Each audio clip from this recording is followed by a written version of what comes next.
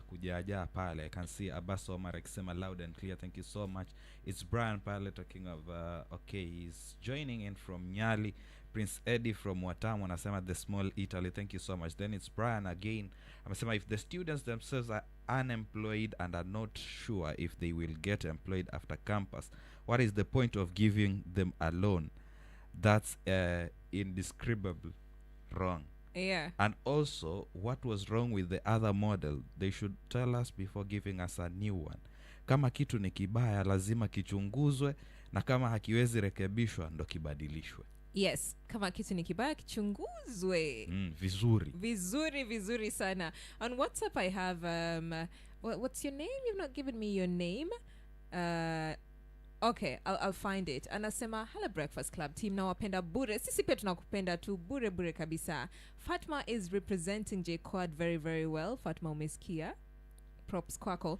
And anasema this lady is well knowledgeable. Sisi wengine we were in university but we didn't know any of these things. We were too busy thinking of ways to dodge cuts.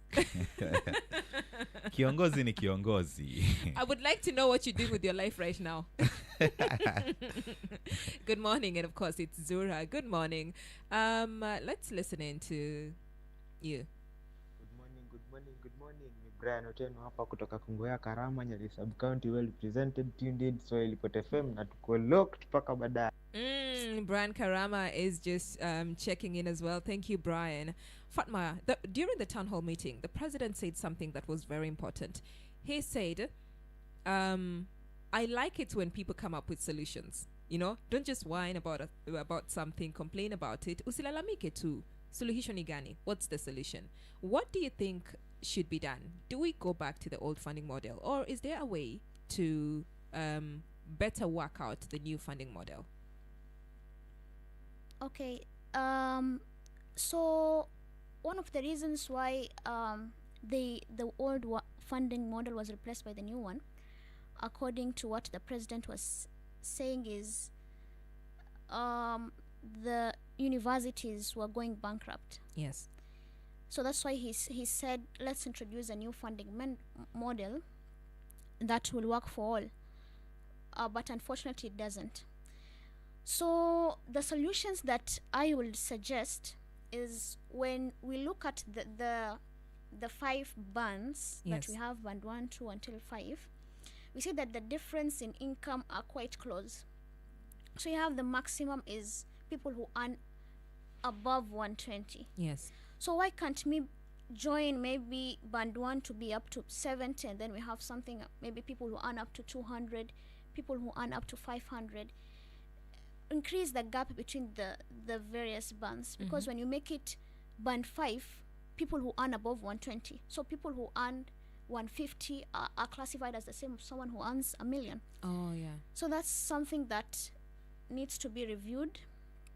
And secondly, I think that was also mentioned on Sunday by my fellow SG from main campus. Yes. He said that we almost have, I think, around 600 billion budgeted for bursaries in various offices, from the MCA to the MP to the governor. And speaking of that, here in Mombasa, the comrades were promised 50,000 those first years. We hope that's still in progress, and that's going to happen, because we have already seen students washaanza kwenda campus, but we didn't see the 50,000 being implemented or being deposited in their accounts. Was this 50,000 for each student, for the first years? What was it for? I remember we had a kikao with the governor. Yes. The Technical University of Mombasa.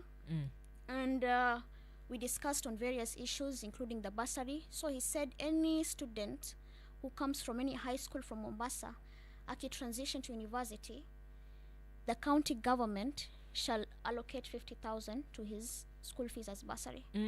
Kuna mahali pengine muliandikishiana. You see, when it comes to dealing with these leaders and politicians, kuongea ni rahisi. Because I'm now looking at it, indeed people are reporting. And I was also looking at history ya kwamba sasa these students wameambiwa, kuna time nilisikia tu semi kwamba wameambiwa wanaweza join bure kwa sababu ya hiyo confusion. Yes. So pia hapo napo ujaribu kuangalia is that true, inafanyika ama ni kuongeleshwa tu, watu wanaongeleshwa alafu tuachwe kwa mata? No, it was written. There was I think a letter that was written to the VC of TUM. Yes. That there will be Elimu Fund will with in partnership with all the universities, and also engaging, I think, 2 council members from each campus to see how we can move this forward. Okay. There was also discussion about a mentorship program for comrades and universities, because we have told the governor that since he came into office, his main focus was on students in primary, high school, but higher education was left behind. We don't have mentorship programs. We didn't have any bursaries since he came into office. Yes. And such. So he said he shall work on that. Okay. And a letter on the same was written to the VC of TUM. Your message itamfikia governor yo. Yes. Yes. And so how we can solve that is, let's hizo pesa zote za bursary. Yes. Ziende to education, that we can have at least a free education to all. And there's a very big problem in regards to watu kungia university. We see people moving from primary, we have 100% transition, but when we come to secondary to university, there is a very big gap. Why? That's something that needs to be studied. And we have, I think the KCSE, we had at least 19% of those who qualify to go to university or may join university. So it's something that the Minister of Education need to take seriously. Is it a matter of money? Could it be a matter of they lack the finances? Might be. Yeah. And the new funding model might be, I don't know. That's something that need to be studied. Okay. But again, I feel like pengine hapo ni stories ile awareness maybe ku-apply. And I think the other time pia tukiongea na waziri kule ilitajwa kitu kama hiyo. I feel like watu wanawachwa nje sana, because again we have the same challenge. Wamesema sijui it's around 120 something wenye wameapply, but in real sense walikuwa ni wengi sana wanatarajiwa kuwe pale. And I don't know kwa nini pengine serikali watakuwa wananyamazia sana hapo.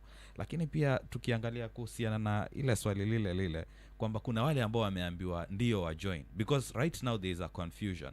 And I feel like as much as these students are saying kwamba ni kweli hii model haita work, pengine tuangalie is it meant kwa hawa wenye wana join sahi, ama it won't work for the comrades because wao wako kwa system and they feel like haiwasaidii wao ambao tayari wako kwa system.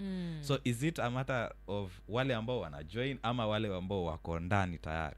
Because pia tukisema kwamba haita work, napenda vile pia amepeana mapendekezo kwamba pengine kiwa hivi inaweza kuwa sawa zaidi. Lakini is it because hailengi pengine wale wako ndani tayari, ama iko vipi? So the new funding model affects those who have finished KCSE in 2022. Yes. So the people who are currently in campus, the 3rd year, the 4th year, they're using the old funding model. Yeah. So those who are joining in, who joined in last year, how ndo sasa hiyo new funding model now affect. But the rest, the currently ambao ko 3rd year, 4th year, they're still using the old funding model. Okay. Yeah. All right. Thank you, Fatma. Well, we're talking about the new funding model. What do you think about it? How has it affected you? 0700917917 is a WhatsApp number. Send your message, send your voice note, or you can hit us up on social media at SwahiliPot FM on X, Facebook, and Instagram. Only one time, I'ma tell you, we up early in the morning with it. Early in the morning with it. Asubuhi yako ya